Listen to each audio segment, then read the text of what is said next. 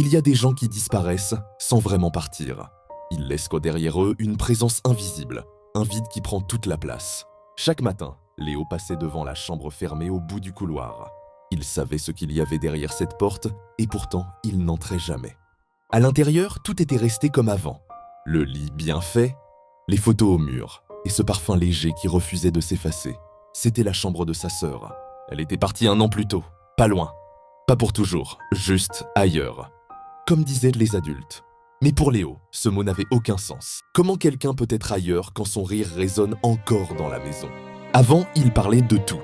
De leurs rêves, de leurs peurs, de l'avenir qu'ils imaginaient ensemble. Elle lui promettait qu'elle serait toujours là. Et Léo l'avait cru. Parce qu'on croit toujours ce qu'on aime. Depuis son départ, le silence s'était installé. Les repas étaient plus courts, les sourires plus rares. Leur mère faisait semblant d'aller bien, leur père parlait peu. Chacun portait sa tristesse seul, comme un secret trop lourd à partager. Un soir, Léo entra enfin dans la chambre. Il s'assit sur le lit et prit une photo.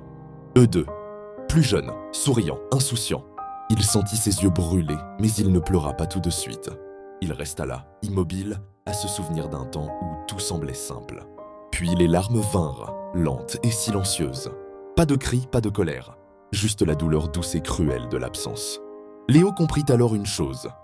Certaines personnes ne reviennent pas, mais elles ne disparaissent jamais vraiment. Elles vivent dans les souvenirs, dans les gestes, dans ce manque qu'on apprend à apprivoiser. Et même si la tristesse reste, elle devient peu à peu une preuve d'amour.